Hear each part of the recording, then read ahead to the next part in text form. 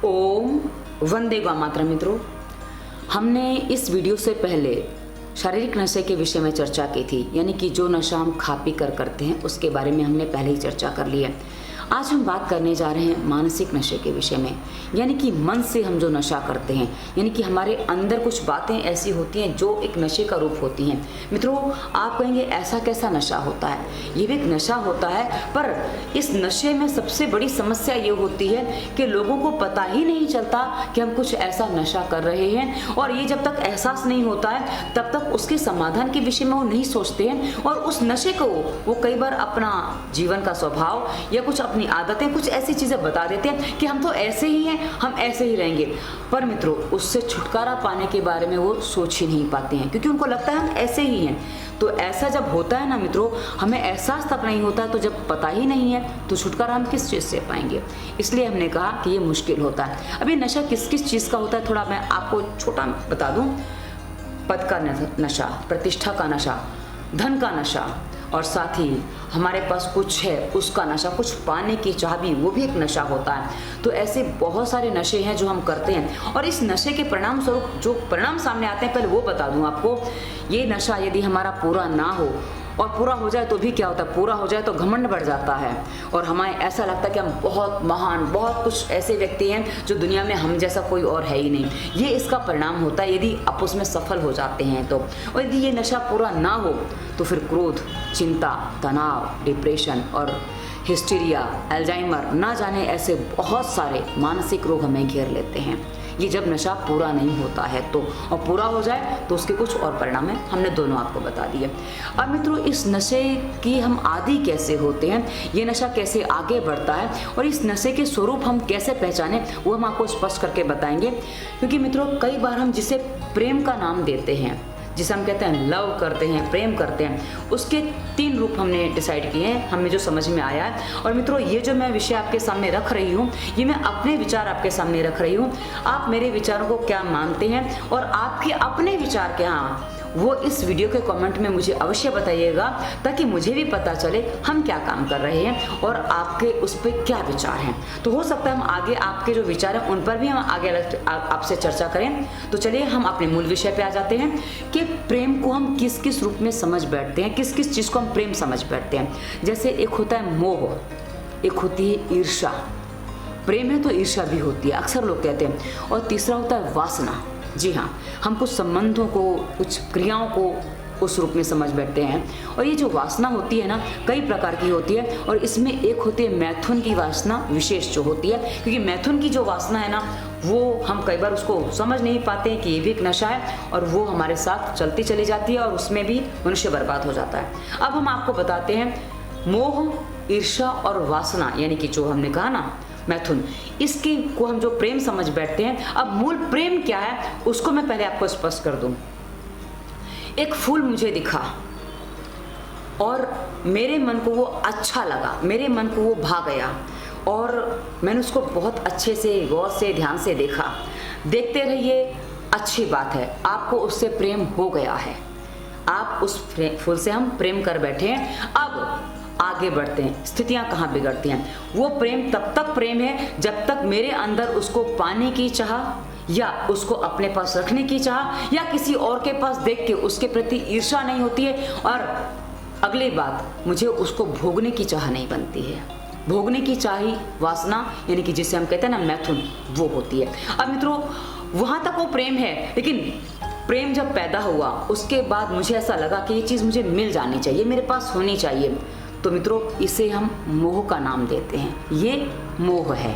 और उसके बाद अब मैंने देखा कि मुझसे पहले वो चीज़ किसी और को मिल गई, अब मुझे उस व्यक्ति से ईर्ष्या हो रही है जिसको वो मिल गई, ये है ईर्ष्या।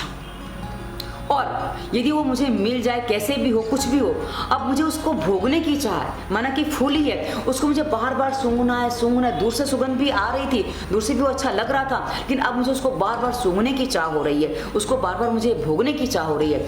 यही मैथुन होता है। यह हम मनुष्य के संदर्भ में भी ले सकते हैं। अभी मैंने आपको एक फूल का संदर्भ दिया है, तो यह आपको आशा स्पष्ट हो गया होगा। अब मित्रों, हम इसको थोड़ा और विस्तार से समझेंगे तो आपको और अच्छे से क्लियर हो जाएगा। मोह, मोह में व्यक्ति जब फंसा होता है ना तो उसको हर चीज़ अपने पास चाहिए होती है। जैसा कि हमने आपको फूल के उदाहरण से बता दिया है, वो मोहित व्यक्ति ऐसा होता है जिसको सबसे मोह हो जाता है, यानी कि उसको अपने जितने भी उसके अपने होते हैं, जो उसके मित्र मंडली है, कोई भी है, वो चाहता है कि सब मेरे पास बने रहें, ये सब मुझसे जुड़े रहें, ये सब मुझ पर ही ध्यान दें और मेरे ही होके बने रहें। क्या ये किसी के लिए भी कर पाना पूरी तरह से संभव हो पाता है? क्योंकि आप जो व्यक्ति हैं, आप जो मनुष्य हैं, आपके पास आपके जीवन में एक व्यक्ति के अलावा अनेकों व्यक्ति आपसे जुड़े हैं। यानी कि हम यदि सही तरीके से देखें तो प्रत्येक व्यक्ति का अपना एक संसार होता है। जो व्यक्ति है, हम एक घर में रहने वाले 3-4 व्यक्ति भी होते हैं ना, उन सबके अपने अपने अलग संसार होते हैं। आप ध्यान से देखिएगा, आपका एक संसार है, आपके पत्नी या आपके पति का एक संसार है, आपके बच्चों के अलग अलग संसार हैं, क्योंकि वो जिस क्लास में पढ़ते हैं, जिस स्कूल में भी पढ़ते हैं ना, वो सब अपने अपने क्लासमेट से और अपने अपने सर्कल से मिलते हैं। तो मतलब हर व्यक्ति का अपना एक संसार होता है और हर व्यक्ति ये चाहता है कि जो मेरे से जुड़ा व्यक्ति है उससे उसको मोहित होकर चाहता है कि मेरे ऊपर ही ध्यान दे। तो मित्रों, ये जो मोह है ना, ये भी एक प्रकार का नशा बन जाता है। पर आप एक बात और ध्यान दीजिए, जो आप चाहते हैं वही आपसे जुड़े व्यक्ति भी चाहते हैं, पर क्या आप उनकी तरफ पूरा ध्यान दे पाते हैं? क्योंकि जैसे आपके ध्यान 50 जगह बढ़ते हैं ना, वैसे उनके ध्यान भी 50 जगह बढ़ते हैं। तो आपको उतना ही ध्यान दे पाएंगे जितना आपके हिस्से में आएगा और जितने के आप उनके हिसाब से हकदार हैं। ये समझना होगा कि हम जिनके हिसाब से जितने हकदार होते हैं वो हमें उतना ही ध्यान देते हैं। इसलिए हमें यदि किसी का ध्यान चाहिए होता है तो हमें उस तरह से क्रियाएं करनी होती हैं। लेकिन कई बार हम किसी के मन को मोड़ नहीं पाते हैं और हम सोचते हैं कि कैसे भी हमारी तरफ मुड़ जाए। मित्रों, ये हमारा अपना मोह होता है।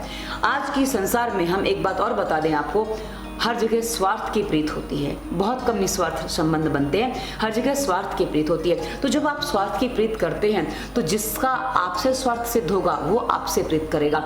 वैसे ही आपका स्वार्थ जिनसे सिद्ध होता है आप उनसे प्रीत करते हैं। पर हो सकता है जिनकी प्रीत, जिनसे आप तथाकथित ये मोह पाल बैठे हैं, उनका आपसे स्वार्थ सिद्ध ना होता हो, तो ऐसी स्थिति में आपको उनको छोड़ देना चाहिए। यानी कि मित्रों, प्रेम जो है ना, वो बांधने का नाम नहीं है, पाने का नाम नहीं है। पाने का नाम, बांधने का नाम मोह है। और ये मोह एक बहुत बड़ा नशा होता है जो सबको बांध के रखना चाहता है, अपने से अपने पास बांध के रखना चाहता है। तो इससे मुक्त होना बहुत जरूरी है। उसके बाद मित्रों दूसरी होती है वासना।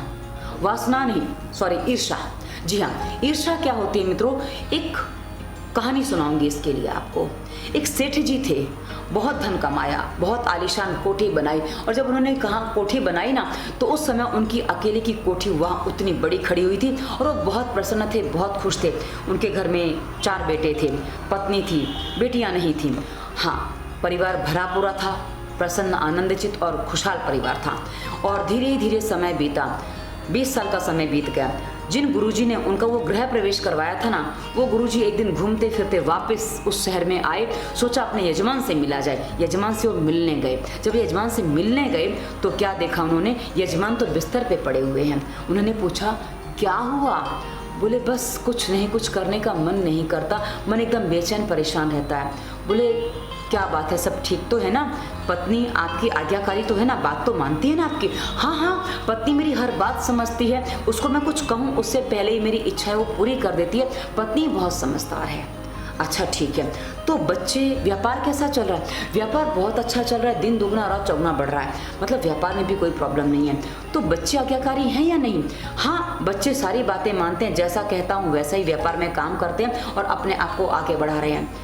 तो फिर गुरुजी को लगा शायद बहुएं अच्छी नहीं होंगी। बोले, बहुएं कैसी हैं? अरे बोले, बहुएं तो बस ऐसा मानो कि घर की पूर्ति कर देती हैं, मतलब मुझे अपने जीवन में जो कुछ मिलता है बेटों से ज़्यादा तो बहुओं से मिलता है, स्नेह बहुएं ज़्यादा करती हैं।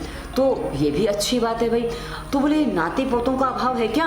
बोले, नहीं, वो भी भरपूर हैं। हर बच्चे को एक एक बेटा, एक एक बेटी हो चुकी है, मतलब सबको एक एक बच्चा हो चुका है। और उसके बाद 1-2 बहुएं तो मेरी गर्भवती भी हैं और आगे दोबारा भी होने वाला है। तो मतलब परेशानी नाम की तो कोई चीज़ ही नहीं है। व्यापार भी बढ़ रहा है, पत्नी भी अच्छी है, बच्चे भी अच्छे, सब कुछ अच्छा है। फिर आप बिस्तर क्यों पकड़ गए हैं इतनी सी उम्र में? तो सेठ जी उठे, गुरुजी को छत पर ले गए। बोले, देखी ना गुरुजी, क्या स्थिति बन गई है। गुरुजी को समझ में नहीं आया क्या स्थिति बन गई है। तो सेठ जी बोले, आप देखिए ना, पहले जब मैंने यहाँ कोठी बनवाई थी ना, तो मेरी अकेले की कोठी दिखती थी, बाकी सब छोटे छोटे घर दिखते थे। लेकिन आज देखो ना, मेरे घर के सामने, मेरी कोठी के सामने आज मेरी कोठी तो कहीं दिखती ही नहीं है। कितने बड़े बड़े घर लोगों ने बनवा लिए हैं। मित्रों, बस यही है ईर्ष्या का नशा। यदि ये नशा किसी को लग जाता है तो किसी को आगे बढ़ते देखकर वो अपने अंदर जलता भूनता घुटता रहता है और बस परेशान पे परेशान होता चला जाता है वो व्यक्ति। वैसे ही कुछ लोग होते हैं, अपने से अच्छी चीज किसी के पास देखी कि उसको पाने की चाह की और उसको नहीं मिला तो उससे ईर्ष्या करने लग जाते हैं। अरे उसके पास ये चीज़ है, मेरे पास भी होनी चाहिए। और इस ईर्ष्या की चाह में, इस ईर्ष्या में वो कई बार कुछ ऐसे काम भी कर जाते हैं जो उनको नहीं करने चाहिए। जी हाँ, नहीं करने चाहिए, ऐसे काम भी लोग कर जाते हैं। उसके बाद मित्रों, हम तीसरे नशे पे आते हैं जिसे हम मैथुन का नशा कहते हैं। मित्रों, जब शरीर में कुछ बदलाव आते हैं, एक उम्र के बाद, एक आयु के बाद जो बदलाव आते हैं, उसके बाद एक मैथुन की इच्छा जागृत होती है। और जो मैथुन की इच्छा जागृत होती है मित्रों, यदि इसको विवेक पूर्वक किया जाए तो ये शरीर को प्रसन्नता देती है। लेकिन यदि इसमें अविवेकी इंसान हो जाता है ना, तो ये भी एक नशे का रूप ले लेती है।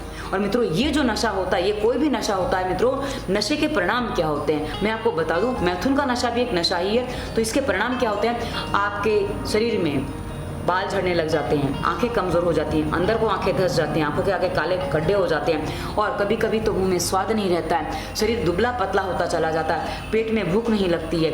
ये मित्रों तीनों नशे के परिणाम मैं आपको बता रही हूँ। जो हमने तीनों नशे बताए ना, इन तीनों के मैं आपको परिणाम बता रही हूँ क्या क्या होता है इसमें।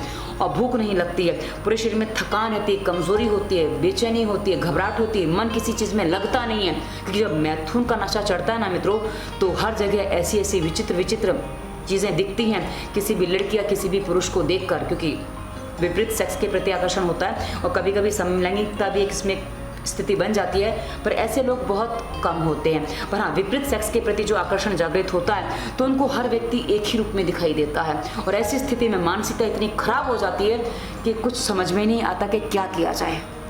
मित्रों, ये हमने आपको तीनों नशे बता दिए क्या होते हैं, हमने अपनी तरफ से पूरा बताने का प्रयास किया है।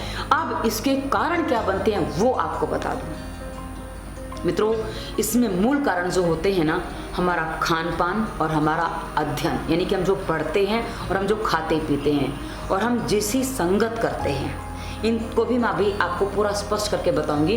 मित्रों, जो हमारा खान पान होता है ना, पहले हमारे देश में कहा जाता था अनाज खुद उगा के खाना चाहिए, क्योंकि उसमें हमारी भावनाएं मिलती हैं। धीरे धीरे समय बदला, खुद उगाना बंद हो गया, और गांव के लोग जो आपस में अदला बदली करते थे तो देख के करते थे कि किसकी भावनाएं कैसी हैं, किसकी सोच कैसी है, उससे हम अनाज लें, उससे हम चीज़ें लें और बाकियों से हम ना लें। इसीलिए कुछ भेदभाव हमारे यहाँ बीच में आ गए थे। अब मित्रों, ये एक स्थिति बनती है, लेकिन आज हम देखते हैं उस स्थिति से हम आगे बढ़ने वाले, जो रसोई में किसी को आने नहीं देते थे, यानी कि हमारे घर के बाहर का सदस्य घर के अंदर ज़्यादा नहीं आएगा, उसको बैठक से ही आगे निकाल दिया जाता था, काम हो गया, नमस्ते राम राम आप जाइए। क्योंकि पूरे घर में कोई जाता भी नहीं था, क्योंकि किसी को ले जाया भी नहीं जाता था। हर घर की यही स्थिति थी। लेकिन आज हम देखते हैं गिने चुने लोगों का आना जाना चूल्हे तक का होता था, वो हमारे अपने होते थे, हर किसी का नहीं होता था। तो मित्रों, चूल्हे तक का आना जाना जिसका है वो उसी का है, जिसकी भावनाएं सही है। लेकिन आज हम जिस माहौल में रह रहे हैं, क्या वाकई ऐसा होता है? क्योंकि हमारा चूल्हा ना जाने कितनी जगह बन चुका है।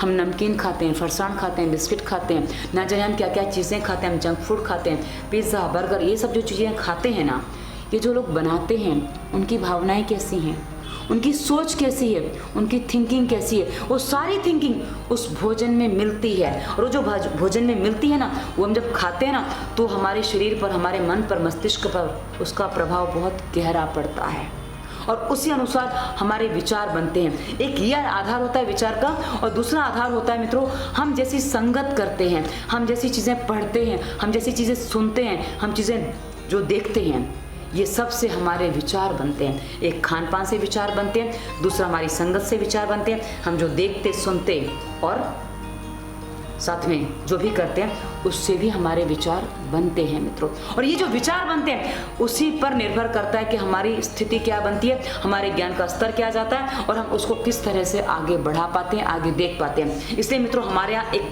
बात कही जाती है, स्वामी रामदेव जी अक्सर एक बात कहते हैं कि अच्छा काम इच्छा कितनी भी ना हो, अच्छा काम कितना भी मन ना करे, उसको हर बार करना।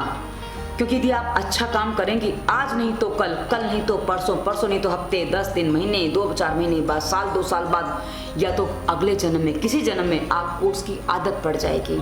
क्योंकि अच्छी चीज़ों में आकर्षण नहीं होता है, इसलिए आकर्षित नहीं करती हैं, तो ये प्रभाव थोड़ा धीमे देती हैं और ये धीमे काम करती हैं, हम इनकी तरफ धीमे मुड़ते हैं। लेकिन बुराइयों में आकर्षण बहुत ज़्यादा होता है, बुराइयों को आकर्षित करके प्रदर्शित किया जाता है, इसलिए बुराइयों में आकर्षण होता है। तो स्वामी रामदेव जी एक बात कहते हैं कि गलत काम, बुरे काम कितना भी मन करे कभी मत करना।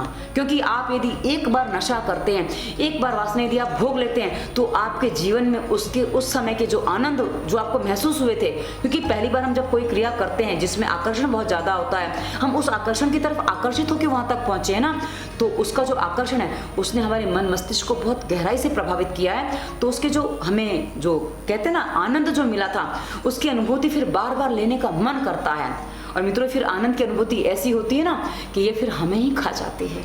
जी हाँ, ये हमें ही खा जाती है। आप देखिए ना, जब आप किसी से मोह करते हैं आप कितने आनंद में होते हैं, लेकिन वो मोह जब वो व्यक्ति छूटने लग जाता है या मरने लग जाता है, कोई चीज़ जाने लग जाती है, तो हमें कितना कष्ट देती है। जी हाँ, बस यही अंतर होता है मित्रों। ईर्ष्या बता दिया ना हमने, मैथुन कैसा है वो भी हमने बता दिया। तो मित्रों ये जो चीज़ें हैं ना, ये हमारे सोच से बनती हैं, हमारी समझ से बनती हैं, पर हमारी सोच और समझ जिससे बनती है वो हमने आधार बताया आपको। हम जो खाते हैं, मैं तीसरी बार ये बात इसलिए बोल रही हूँ, कई बार आप प्रश्न करते हैं कि इसका कारण क्या है, तो कारण आप समझिएगा। इसलिए मित्रों आपको जो भोजन करना चाहिए, हमारे यहाँ कहा जाता था कि भोजन जब आप कर रहे हो ना, किसी की दृष्टि ना पड़े, कोई दूसरा व्यक्ति छुए ना, क्योंकि छूने में भी दोष आ जाता है और देखने में दृष्टि दोष लग जाता है। तो मित्रों ऐसे भोजन किया जाता था, लेकिन आज तो हम देखते हैं कहाँ कहाँ से आता है। इसलिए मैंने ये आपको बात और अच्छे से खोल के स्पष्ट की है ताकि इस बात को आप समझ सकें। तो कई बार जो आप प्रश्न करते हैं ना, मेरे विचार ऐसे कैसे हो सकते हैं, मेरे विचार ऐसे कैसे हो गए, और मित्रों ये हम फिर समझ नहीं पाते हैं। और इसमें एक बहुत बड़ा जो और रोल होता है ना, आप एक बात जान लीजिए, रात जो होती है ना, जो देर रात तक जागते हैं, रात वासनात्मक होती है। जी हाँ, दिन में अच्छे काम किए जाते हैं, दिन में जो उजले काम होते हैं दिन में होते हैं, और रात में जो काम होते हैं वो काले धंधे, काले काम कहे जाते हैं, और इसलिए वासना भी रात में प्रबल होती है। और मित्रों जो आप धन, ब्लैक मनी जो कमाते हैं ना, उसको भी काला कहा जाता है, यानी कि उसका भी जुड़ाव रात से कहा जाता है। और जो घर में काला धन आता है वो भी घर में ही समस्या होती है। तो कैसा धन आता है वो भी मैटर करता है। उसके बाद मित्रों अब जो चीज़ें आपको मैटर करती हैं, आप रात को जाग रहे हैं, दिन में सो रहे हैं, और सुबह जिस समय आपको उपासना करने की चाहिए, यानी कि आपको ईश्वर से जुड़ना चाहिए, उस समय आप सो रहे हैं, सोने में आपने बिता दिया। मित्रों कई बार लोग एक बात कहते हैं कि आप इतनी जल्दी सो जाते हो, आप सुबह जल्दी जागते हो, आप इतनी जल्दी 3 बजे 4 बजे उठ के करते क्या हो। मैंने कहा आप रात को जाग के जो काम करते हैं ना, मैं वो करने की कोशिश करती हूँ। जी हाँ, पहले मैं टीवी वगैरह देखा करती थी, पर आप जो रात को सीरियल वगैरह देखते हैं, रात को उल्टी सीधी फिल्में देखते हैं, कुछ और चीज़ें करते हैं, पर जब आप सुबह जल्दी उठ जाएंगे ना, तो आप कुछ ऐसी चीज़ें देखेंगे, ऐसी चीज़ें सुनेंगे जो आपको भगवान से जोड़ें। जी हाँ, आप सुबह कभी वासनात्मक नहीं हो सकते, आप सुबह सीरियल नहीं देख सकते, आप सुबह मूवी नहीं देख सकते। बहुत गिने चुने लोग होंगे जो ऐसा काम कर लें, अन्यथा अधिकांश नहीं कर सकते। अधिकांश सुबह क्या करेंगे, अच्छे अच्छे भजन सुनेंगे, अच्छी अच्छी बातें करेंगे, अच्छे अच्छे काम करेंगे। पर प्रश्न ये है कि हम उस अच्छे काम को करने के लिए उठते कितना जल्दी हैं, इसलिए वो अच्छे काम हमारे जीवन का हिस्सा नहीं रह पाते हैं, और हमारे जीवन में समस्याओं पे समस्याएं आते चली जाती हैं, और ये नशा हमारे जीवन में बढ़ता चला जाता है। तो मित्रों यदि आप इस नशे से मुक्त होना चाहते हैं, तो हमने जो गलतियां बताई, जो कारण बताए, ये कारण आपको समझने पड़ेंगे। हो सके उतना भोजन घर का खाइए, और घर का बना भोजन का मतलब मात्र आपने आटा बाजार से लिया है, मसाले बाजार से लिया है, वो नहीं होता है। इसी वीडियो के डिस्क्रिप्शन में हमने स्वास्थ्य नियम प्लेलिस्ट दी है, उसकी वीडियोज देखिएगा, आपको पता चलेगा आपको क्या खाना चाहिए, क्या नहीं खाना चाहिए, नाक में तेल क्यों डालना है, पानी क्यों पीना है, पानी कितना पीना है, कैसे पीना है, सब आपको पता चलेगा। क्योंकि जब शरीर में हम ये स्वास्थ्य नियम पालन नहीं करते ना, तो कई ढेर सारे रोग भी आ जाते हैं, और रोगों की जो दवाइयाँ खाते हैं ना, उसमें कई बार जो नींद आदि आने लग जाती है, आलस बढ़ जाता है, वो भी कई बार एक बहुत बड़ा कारण बन जाता है। और ये मित्रों मैं क्रम से इसलिए आपको बता रही हूँ अलग अलग, कि आप इन बातों को समझ सकें कि कई बार कहाँ से हम शुरुआत कर लेते हैं और उसके परिणाम कहाँ तक जाते हैं। तो मित्रों ये इसके कारण हैं, ये इसके कारण जब आप दूर करेंगे ना, तब आप इस समस्या से बाहर निकल पाएंगे। अब बोलेंगे आप कि हम इसको सही कैसे करें। मित्रों, हम हमारी बहुत सारी प्लेलिस्ट बनाते हैं जिसमें हम बहुत सारी वीडियोस अलग अलग समस्याओं पर देते हैं, तो आपके विचार कैसे बदलें उस पर भी हमने वीडियोस दिए हैं। आप कैसे विचारों को अपने आगे बढ़ाएं। जब आप प्राणायाम करेंगे ना, इसी वीडियो के डिस्क्रिप्शन में स्वास्थ्य नियम, प्राणायाम और व्यायाम की वीडियोस विस्तार से करेंगे, आपको समझ में आएगा। अब मित्रों, एक वीडियो हम अलग से देंगे इसी वीडियो के डिस्क्रिप्शन में, उसका भी आपको लिंक मिलेगा, जिसमें हम आपको बताएंगे आप शारीरिक नशे से पीड़ित हैं या मानसिक नशे से। उसमें एक बड़ा कारण होता है हमारे ब्रेन का अस्थिर होना, तो उसमें ब्रेन को आप मजबूत कैसे बनाएं, क्योंकि जब ब्रेन मजबूत होगा ना, आप हर नशे से मुक्त हो सकते हैं। और ब्रेन की मजबूती के साथ कैसे आप और चीज़ें करें, कैसे आप अपने आप को पूरी तरह से मजबूत बनाएं, क्या पॉइंट देने, क्या व्यायाम करना है, आपको हम विस्तार से बताएंगे, ताकि आप उनका पालन करके अपने आप को शारीरिक और मानसिक दोनों नशों से मुक्त कर सकें। तो मित्रों, ये वीडियो आपको कैसा लगा अवश्य बताइएगा। और इसी वीडियो के डिस्क्रिप्शन में इंस्टाग्राम आदि का लिंक हमने दिया है, नंबर भी आपको मिल जाएगा। आप हमसे कहीं भी प्रश्न कर सकते हैं, पर कमेंट करेंगे वीडियो में तो और भी लोग पढ़ पाएंगे, तो आपके विचार औरों तक पहुंच पाएंगे। यदि आप मुझे पर्सनल कमेंट करते हो तो सिर्फ मुझ तक सीमित रहेंगे, तो अंतर ये पड़ जाता है। तो कैसे कमेंट करेंगे आप तय करेंगे। वीडियो कैसा लगा उसे बताइएगा। धन्यवाद। वंदे मातरम।